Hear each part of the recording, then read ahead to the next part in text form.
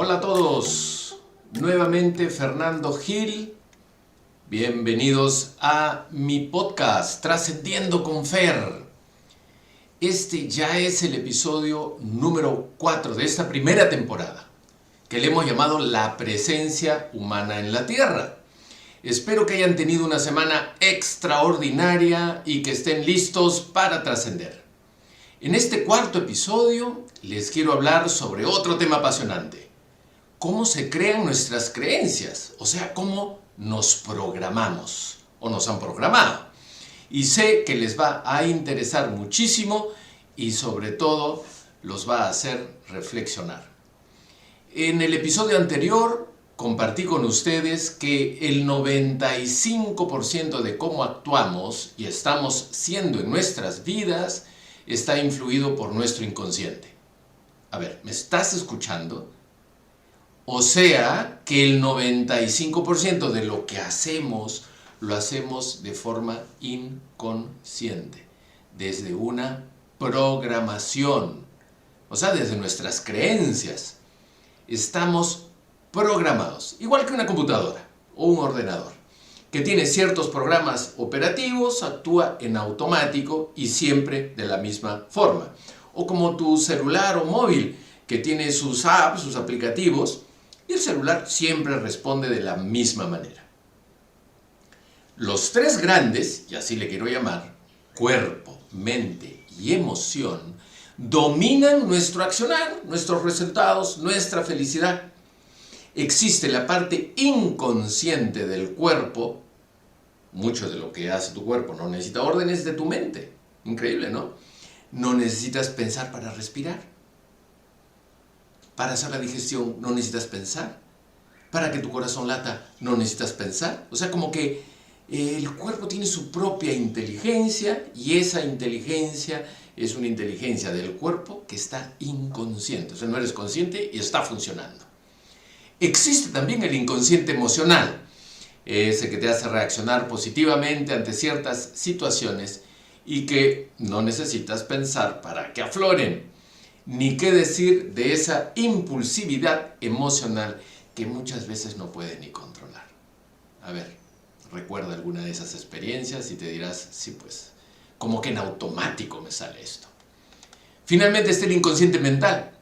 En el inconsciente mental están tus creencias limitantes y también las potenciadoras. En tu inconsciente mental están aquellos juicios, paradigmas, ideas que tienes sobre la realidad, grabadas y programadas, producto de las experiencias del pasado. Experiencias, programas, juicios, paradigmas que no cuestionas. Son para ti la total verdad. Como por ejemplo, para ti es total verdad las enfermedades. Dices, sí, las enfermedades son genéticas. También hay algunos que decimos, los seres humanos necesitamos proteína animal para desarrollar musculatura. También decimos, la leche de vaca es buena porque nos da proteína y calcio. En el ámbito empresarial decimos, trabajar en equipo es bueno. Algunos decimos, mi forma de ser es aquella que todos los seres humanos deberían adoptar. Por eso queremos que el otro cambie, ¿no? Como yo creo que estoy perfecto, como que esa es la manera de vivir la vida. Entonces miramos a los demás y decimos, qué mal, ¿no? ¿Cómo es posible que actúen así cuando la manera de actuar es mi manera de actuar? Tampoco cuestionamos, por ejemplo, la competencia. Y cuando digo competencia es cuando competimos los unos con los otros. Y creemos que el competir es parte de la naturaleza del ser humano y que es parte de la historia de la humanidad. A ver, historia de la humanidad. En relación a esto último, fíjate que la competencia y la lucha entre países, clanes, reinados, empresas, es parte de la naturaleza del ser humano. Decimos, es una creencia, es un paradigma. Decimos que además es parte de la historia de la humanidad, el competir. Ahora, déjame hacer una parada en el camino. Greg Braden, científico cuántico, en sus videos de Missing Links, puedes verlo en Gaia, Greg Braden dice que si la historia de la humanidad es de 5.000 años antes de Cristo, si es que en ese periodo se dieron guerras, competencia, lucha entre miembros de la especie humana, países, naciones, clanes, etc., se podría concluir que las guerras, luchas y la competencia son parte de la naturaleza. ¿Okay? No existieron seres humanos antes de hace más o menos unos 7.000 años a 5.000 años antes de Cristo. Lo único que podemos decir es, a partir de 5.000 años antes de Cristo a la fecha, la manera como se comporta el ser humano es parte de su esencia. Así es la especie humana. Y por lo tanto que sigamos actuando de la misma manera y que lo hagamos en el futuro exactamente igual, con guerras, luchas y competencia, es parte de la naturaleza humana y por lo tanto no podemos hacer nada, es parte de la naturaleza. Seguimos así. Sin embargo, se está empezando a comprobar que la especie humana data de mucho antes. Por ejemplo, 12.000 años antes de Cristo. Caral, por ejemplo, en Perú. Y, oye, muchísimo más. Se han encontrado pruebas de ello, restos arqueológicos, ciudades bajo el agua, el famoso Atlantis, enormes profundidades, etc. Dicen de restos y hallazgos de 300.000 años antes de Cristo. Véanme Missing Links, se los recomiendo porque ahí están las pruebas, ¿ok? En Gaia. Es probable que esa creencia que tenemos de una especie humana que compite, que lucha, que hace guerras como parte de su naturaleza sea falsa. Podría emerger un nuevo paradigma de que somos una especie cooperadora que trabaja colectivamente, etc. Imagínense si esto último fuera realmente la verdad. ¿Se imaginan cómo cambiaría la manera de relacionarnos entre personas, entre empresas, entre países, entre religiones, entre culturas? Porque ya no sería parte de la naturaleza, ¿no? Dice, pero ¿por qué te comportas así? Pero mira, en los últimos 5.000 años siempre nos hemos comportado así. Y ahora resulta que son 300.000 años y antes la especie humana era cooperativa. Entonces, ¿qué pasó? Hubo un quiebre y a partir de ahí en adelante nos volvimos luchadores, guerreros y competidores. Pero antes no. Y entonces cambiamos el paradigma y podríamos estar ante un cambio de conducta radical en el ser humano. Ahora, regresemos al análisis de nuestros tres grandes, cuerpo, mente y emoción, y de cómo dominan esos tres grandes nuestra satisfacción, felicidad y resultados en la vida. En el episodio 3 dije que a los 35 años la mayoría de creencias en el ser humano están totalmente arraigadas. Eso que dije, lo dijo Joe Dispenza como resultado de su investigación científica. La pregunta es, a los 35 años, ¿quién manda de los tres grandes? ¿La mente? ¿La emoción? ¿El cuerpo? Aquí te presento una nueva posibilidad que ya ha sido probada científicamente. Estoy hablando a partir de los 35. Los patrones de pensamiento, o sea, los juicios y las creencias de la mente están ya súper arraigados a los 35 años. Esos pensamientos generan una serie de emociones. ¿Okay? Los pensamientos, los juicios, las creencias de la mente, arraigadazos a partir de los 35 años en adelante. Esos pensamientos generan una serie de emociones. Las que ya están profundamente arraigadas porque los pensamientos que los generan están bien arraigados. Los pensamientos son el lenguaje del cerebro, de nuestra mente. Ojo, las emociones son el lenguaje y las expresiones del cuerpo. Cuando sientes una emoción, sudas, tu corazón late, te duele la cabeza ante la tensión, te sonrojas por vergüenza, en ocasiones muy intensas, hasta los esfínteres se te aflojan. Podrías hasta desmayarte. ¿Te das cuenta cómo las emociones son el lenguaje del cuerpo? Cuando los pensamientos están arraigados y se producen repetitivamente, generan emociones también repetitivas. Esas emociones, que son el lenguaje del cuerpo, generan a través del cuerpo sustancias bioquímicas. como todo este proceso lleva años, dijimos que a los 35 años estamos totalmente programados, el cuerpecito se ha vuelto adicto a esas sustancias bioquímicas. ¿Escuchaste la palabra adicto? Cuerpo adicto al alcohol, cuerpo adicto al tabaco, cuerpo adicto a... etcétera. Cuando el cuerpo no recibe estas sustancias bioquímicas, le dice al cerebro: despierta, necesito que produzcas mis sustancias adictivas favoritas. El cerebro se pone a buscar soluciones para esa demanda y se acuerda que ciertas conductas conducen directo a esas emociones que generan esas sustancias bioquímicas que el cuerpo está pidiendo. A veces el cuerpo, a través de la mente, no solo proyecta una conducta, sino también una estrategia para involucrar a la persona en una serie de conductas que finalmente generan esa reacción emocional que dan lugar a las sustancias bioquímicas a las que el cuerpo es adicto. ¿Me entendiste? ¿Me entendiste? Nos han hecho creer que es la mente la que domina. Las últimas investigaciones científicas han demostrado que a partir de los 35 años eso ya no es así. A partir de los 35 años es el cuerpo el que manda, el que domina. Alucinante, ¿no? Pero espero me hayas entendido el circuito de operación. O sea, este circuito que se reproduce. Es por eso que a partir de los 35 nos es tan difícil cambiar. Pero si además el diagnóstico que hacemos de por qué no podemos cambiar y la causa de por qué nos cambiamos están equivocados, porque le echamos la culpa a la mente, es imposible tener buenos resultados. ¿No es increíble?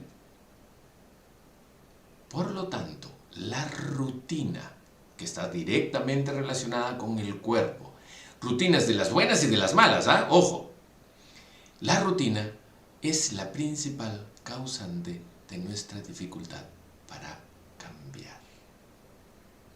Y ojo que hablé de la evaluación del ser, esta herramienta neurocientífica para identificar los estilos de pensamiento y personalidad, ¿no? Hay un norte que es orientado a resultados, hay un sur que es orientado a las personas que son opuestos, hay un este que es muy creativo y un oeste que es muy estructurado, secuencial, rutinario. Ojo, porque la rutina está convirtiéndose en la principal causa de nuestra dificultad para cambiar. Te voy a poner un ejemplo. Piensa en una persona con depresión, ¿ok? Si has estado cerca a alguna persona con depresión, de repente también puede ser tu caso. Si observas detenidamente y de cerca a esa persona, te darás cuenta cómo crea las situaciones que la llevan a más y más depresión. Imagínate que por alguna situación, una reunión familiar, algo muy divertido, su cumpleaños, una celebración, la persona sale temporalmente de ese episodio de depresión. Te darás cuenta cómo poco a poco empieza a crear, con la mente y con sus pensamientos, otra vez las situaciones que llevan a la persona a sentirse otra vez deprimida. Y al hacerlo, el cuerpo ya está tranquilo. Le han dado su droga de sustancias bioquímicas adictivas. ¡Ay! Cómo somos los seres humanos, únicos. Pero en la medida que vayamos entendiéndonos cada vez más, podemos encontrar respuestas a lo que nos preocupa, a lo que nos fastidia y sobre todo a lo que nos quita la felicidad. Dijimos en el episodio 3 de este podcast, justamente el anterior, que hacer consciente lo inconsciente nos saca de la programación en la que vivimos, o sea, de nuestras creencias, de eso que hacemos de vivir en automático. La programación ya no es solo mental, es emocional y sobre todo corporal. A partir de los 35 años estamos increíblemente programados en los tres grandes: cuerpo, mente y emoción. Empiezo con cuerpo esta vez. ¿Okay? Y para mí es interesante, me ha hecho recordar cuando fui por primera vez a Rusia. Obviamente me compré pues estas muñecas que están una metida dentro de la otra, ¿no? Y claro, cuando ves la muñeca grande, yo digo, esa es la mente, ¿no? Y entonces dice, esa es la causante de, ¿no? Pero cuando abrimos y vamos abriendo, ¿no? Aparece la última muñequita, que es la que domina todo. Ese es el cuerpo, ¿no? Que está dando las señales, ¿no? De la programación. Entonces, el primer paso para el cambio es justamente la toma de conciencia. Romper los paradigmas y creencias que damos como la verdad absoluta y que ya ni siquiera cuestionamos. Necesitamos recuperar nuestra capacidad de discernimiento en todos los frentes. Estas cosas hay que respirarlas profundo para poderlas integrar. Hay 3 etapas muy marcadas en la vida en las que recibimos programación. ¿Okay? Entonces aquí vamos a ver qué tenemos que atacar, ¿no? Porque si estamos programados por aquí, por aquí, por allá, qué 3 etapas son las más importantes y cómo podemos ir a cada una de ellas a resolver, a desprogramarnos. Mucho antes de existir, o sea, de nacer nosotros, ¿no? Hay una etapa muy marcada que proviene de nuestro árbol genealógico. A esa etapa yo le llamo la etapa del transgeneracional. Cuando como seres humanos todavía no nos habíamos colapsado, ¿recuerdas el episodio número, ya no sé si el 2 o el 3, ¿no? Todavía no nos habíamos colapsado en materia, o sea, no nos habíamos materializado, seguíamos siendo partículas insignificantes de energía, o sea, protones, fotones, electrones, quantums, quarks. A propósito, ¿han visto la película de Disney Plus Soul? Véanla, porque cuando la vean, yo aluciné cuando vi la película, que dije, han transcrito en una película exactamente la imagen que yo tenía y que voy a proceder a explicar ahora. Y entonces, en la película de Soul estaban como allá arriba todos los quantums de energía y abajo veían todos la Tierra por un huequito y decían, yo quiero bajar allí, ¿no?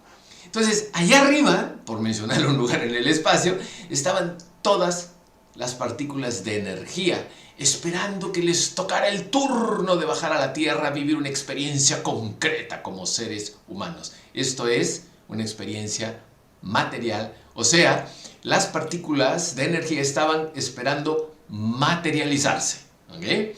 Todas las partículas súper deseosas de experimentarse de manera concreta en la materia. Más aún, en la película dicen que a cada partícula le habían dado como una especie de área de mejora o característica de personalidad que supuestamente cuando bajaran a la Tierra les tocaría trascender. Unas partículas eran las depresivas, otras las pesimistas, otras las coléricas, otras que les gustaba estar parados en su razón, eran necios y qué sé yo. Bueno, yo me había imaginado, como les digo, esa experiencia muy similar. Como que todas las partículas de energía estaban mirando desde arriba hacia la Tierra esperando el turno para bajar. No, les decía el administrador de ese espacio, todavía no es tu turno. La partícula contestaba, ya quiero bajar, quiero probar un pisco sour, quiero experimentar emociones, quiero experimentar dificultades, alegrías, quiero tener hijos. Y le contestaban, espera tu turno. Hasta que finalmente le tocaba su turno y le decían, ok, abajo. Y bajaban a la Tierra. Y yo me imaginaba como si fuera un mosquito, ¿no? Bzzz, ¿no? Esa partícula de energía que bajó a buscar, para empezar, unos padres. Y cuando buscaba esos padres, buscaba un idioma, buscaba una situación económica, un país específico, unas circunstancias en el tiempo, justamente para experimentar, sanar, reparar, trascender todo lo que vino esa persona, ese quantum, a la Tierra a trascender, sanar, reparar o experimentar. Observaba una situación, observaba unos padres, ¿no? Ese mosquito que estaba bzzz, y veía unos papás allí y decían, no, estos no, a ver estos, no, tampoco, estos no, y en un momento decía, sí, estos, sí, ¡fua! se metió justamente donde esa parejita de papá y mamá estaban haciendo chuculú. ¿Okay? Y a los 9 meses, ¡guau! ¡Guau! Nació ese quantum, protón, fotón, electrón, se materializó en la forma de un bebé. Esto, que parece una buena manera de graficar el proceso de nuestro nacimiento, tiene muchísima información relevante en nuestras vidas. Te pregunto, ¿te diste cuenta de lo que esta nueva manera de graficar el proceso de nuestro nacimiento nos está diciendo? Aquí va. Nos dice, los hijos escogen a sus padres. Escogen a aquellos padres que les van a ayudar a trascender, sanar, experimentar, aprender lo que necesitan para elevar o ampliar sus niveles de conciencia. ¿Cuál ha sido hasta ahora nuestra creencia? Que los padres escogen a sus hijos. ¡No! Para nada. Es exactamente al revés. ¿Sabe por qué? Porque si los padres nos escogen y nos va mal, o sea, esos padres nos abandonan, no nos quieren, nos ignoran, o lo que sea, nos sobrecontrolan. Entonces, si los padres nos escogen, somos víctimas de esos padres que nos han tocado, del lugar en donde nacimos, con ese idioma, esa situación económica y sociocultural. Yo siempre he pensado en si realmente nuestra vida está determinada. Y yo diferencio, ¿no?, el destino del porvenir. Para mí, el destino, que suena a donde vamos a llegar, empieza el día que nacimos. Porque es lo único que es destino. Destino, porque se nos destinó un lugar, unos padres, una situación económica, cultural, educativa, un idioma, un país. Eso es nuestro destino. ¿Por qué? Porque no lo escogimos nosotros. Si bien acabo de decir que escogemos a nuestros padres, finalmente caemos allí. El porvenir es lo que está por venir. Y eso es responsabilidad absoluta nuestra. Ok, regresemos. ¿Los padres escogen a sus hijos? No. Los hijos escogen a sus padres, justamente aquellos padres, para sanar, reparar, trascender, experimentar, aprender, etcétera, etcétera, etcétera. La física cuántica dice, no hay víctimas. Por lo tanto, si los padres escogen a sus hijos, somos víctimas de los padres que nos escogieron. Pero si nosotros escogemos a nuestros padres, no podemos victimizarnos ni culparlos por cómo son. Como la física cuántica dice, no hay víctimas, automáticamente el que nosotros escogemos a nuestros padres nos hace responsables y nos hace personas que elegimos desde libre albedrío. ¡Wow! Y nos hemos pasado ¿cuántos años quejándonos de papá y mamá? Quejándonos y haciéndonos las víctimas y culpándolos a ellos de lo que nos ha tocado vivir. Retornemos entonces la dinámica de esa partícula que cual mosquito iba buscando unos padres y circunstancias para experimentar y aprender. Cuando bajó a convertirse en ese óvulo fecundado, ¡zum!, se le borró toda la información que ya tenía grabada de sus vidas pasadas. Y cuando estaba a punto de ¡zum!, ingresar a la fecundación de ese óvulo con ese espermatozoide, le cae toda la información del transgeneracional, de ese árbol genealógico, de esos padres que eligió para experimentar, vivir, reparar, sanar, trascender aquello para lo que bajó a la tierra, aquello para lo que se materializó. Ahora, a veces esa como borrada de información cuando baja falla un poco, y por eso que encontramos niños muy pequeños que tocan el violín, el piano de manera increíble, tienen una habilidad superior a cualquier adulto que lleva años practicando desarrollar esa destreza. Entonces uno se pone a pensar, pero ¿cómo es posible que ese niño de 2 años, 3 años sepa tocar el piano tan perfecto? Es que no se le borró la información de sus vidas pasadas. Recordemos, la energía, que es información, ni se crea ni se destruye, solo se transforma. Por lo tanto, cuando yo me muera, mi cuerpo, que también es energía materializada, ¿no?, cambiará de forma, se transforma, pero mi alma, que es aquello que está dentro de mi cuerpo y que es energía pura, pues irá a buscar otro disfraz, otra escafandra, ¿no?, para volverse a experimentar y aprender mucho más de lo que aprendió en la vida anterior. Bueno, esto que les cuento es una posibilidad, no me la tienen que creer. Déjenme hablarte de Robert Schwartz. Robert Schwartz escribió un libro que se llama El plan de tu alma. Súper conmovedor el libro. Cuenta anécdota tras anécdota tras anécdota de cómo existe un plan de nuestras almas. Robert Schwartz postula justamente que las almas, antes de bajar a la Tierra, antes de materializarse, cuando todavía son partículas de energía, se juntan a conversar, ¿no?, sobre aquello que necesitan trascender, experimentar y aprender en esa peregrinación que en el futuro podría tocarles en la Tierra, ¿no? Entonces imagínate 2 almitas que están allí como tomando su café ahí arriba, en algún sitio, ¿no?, y están ahí como conversando, ¿no? Y una le dice a la otra, oye, ¿tú qué necesitas experimentar cuando bajes a la Tierra? Y la otra le contesta, yo necesito experimentar cómo se vive ser un padre violento con un hijo. A ver qué se siente. Y a ver cómo lo puedo trascender. Y el otro que lo escucha le dice, mira qué bien, yo justamente necesito experimentar ser un hijo de un padre violento. Ah, pues entonces ya está.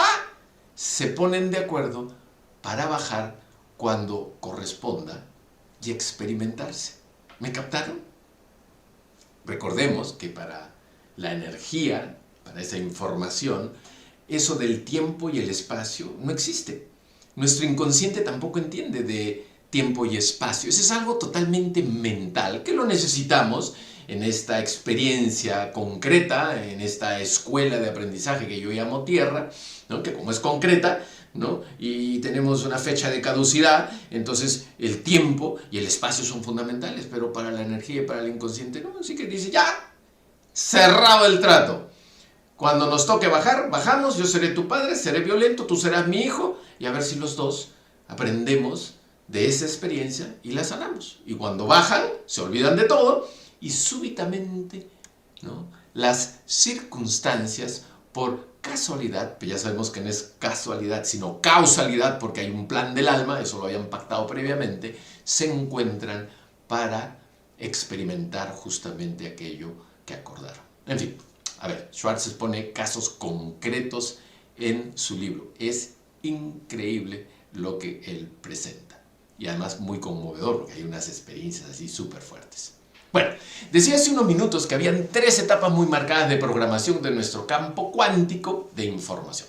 La primera ya la vimos, del transgeneracional, cuando escogemos a nuestros padres. Entonces, de ahí la importancia de saber quién era el abuelo, ¿no?, quién era la abuela, quién era el bisabuelo, porque fíjate, la Biblia dice que si tú te portas mal, hasta la 4ª generación será castigada.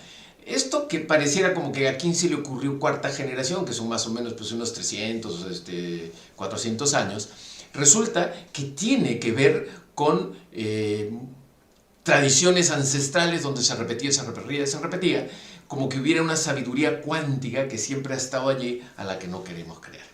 Pero bueno, entonces, retroceder y ver qué vivieron, qué experimentaron nuestros árboles genealógicos, los abuelos, los bisabuelos, los papás, etc., es muy importante. Y para ello, también es importante utilizar la numerología, por ejemplo, ¿no? Porque si yo estoy en una línea de afinidad por los meses del año, ¿no?, con mis padres o mis abuelos o mis parientes no tan cercanos y algunos un poco lejanos, me está dando información valiosísima. Muy bien, vayamos a la segunda etapa. Se llama proyecto sentido. Esta etapa empieza 18 meses antes de que una persona nazca y hasta los 3 años de edad.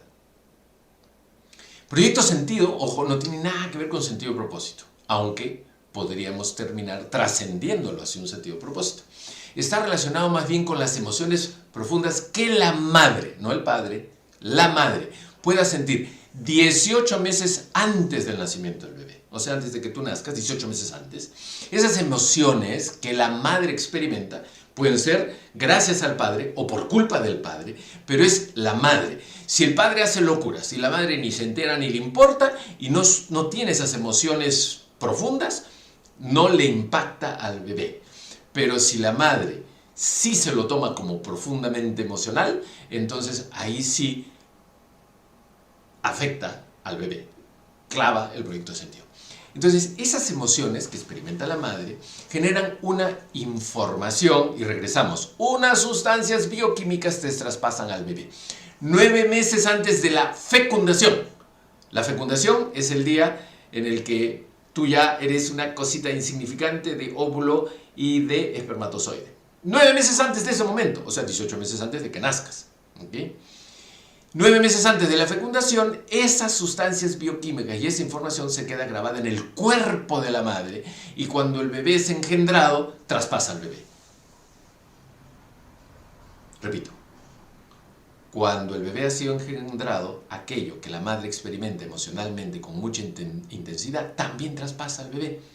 Cuando el bebé nace, y hasta los 3 años de edad, lo que le ocurre a la madre emocionalmente sigue traspasándoselo al bebé. O a la bebé. ¿Ok? O sea, nació el bebé, ¿y por qué 3 años después? Porque está muy cerca la energía de madre, o sea, imagínense 9 meses en la barriga, ¿no? O sea, está muy cerca. El bebé es demasiado dependiente y esa energía de dependencia de la madre hace que cualquier cosa que le pase a la madre le afecta al bebé.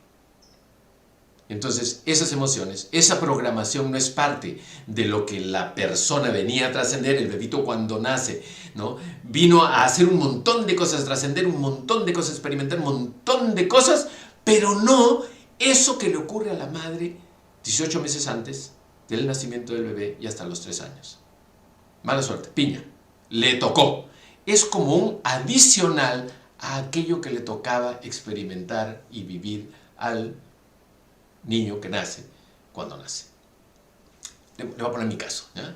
En mi caso, cuando yo nací de cesárea, mi madre tuvo unas hemorragias fuertísimas, porque mi hermano mayor es 1 año 3 meses mayor que yo, nació de cesárea, ¿ok? Y entonces a mi mamá la cosieron, ¿no? La surcieron por la primera cesárea y no le dijeron que tenía que esperar un mínimo de 3 años para que cicatrizara bien, ¿no? Y al poco tiempo, ¡pum!, quedé embarazada de mí. Yo nací casi 4,5 kilos, bebazo, pues gigante, ahora mido 1,86 m, ¿no? Pero era gordo, gigante, y entonces ya se imaginan la barrigaza de mi mamá. Y la herida previa de la cesárea se desgarra, le vuelven a hacer un tajo, distinto obviamente, para que pueda nacer yo, pero no se dieron cuenta que se había desgarrado internamente de la cirugía previa. Y entonces tuvo esas hemorragias fuertísimas y casi se muere mi mamá. Yo estaba en mi cunita al lado, ¿ok?, de mi madre, sintiendo cómo se moría, cómo se iba enfriando. Y yo decía, no, me llenaba de culpa porque no puede ser, estoy matando a mi madre. ¿Me entendieron? O sea, eso no estaba previsto en mi mapa de por qué había venido yo a esta tierra a experimentar y vivir. Me tocó vivir esa culpa de casi mató a mi madre por las circunstancias específicas ocurridas a mi madre en mi nacimiento. En ese momento, y como parte de esa culpa, surgió en mí, ¿no?, desde muy pequeño, una necesidad de sanar a otros, de curar a otros. Cuando estaba por terminar el colegio, pensé que tenía vocación sacerdotal, como estudié en un colegio jesuita, ¿no?, y siempre hay ahí como una especie de proceso de reclutamiento, ¿no? Yo decía, de repente es eso. Claro, sanar almas. Ahí estaba la culpa que estaba empezando a activarme, ¿no? ¿Lo ven? Bueno, conocí a mi actual esposa a los 18 años, o sea, un par de años después de haber terminado el colegio, y se me quitó la idea. Sin embargo, se me quitó la idea de la vocación sacerdotal, pero seguía dentro de mí esa misma necesidad. luego de 2 maestrías en Economía y Administración de Empresas y un doctorado en esa misma especialidad y en finanzas y en banca, opté por el coaching. Coaching como una manera de acompañar a personas a sanar, a trascender y a reparar. ¿No es loco? Ahí está el proyecto Sentido.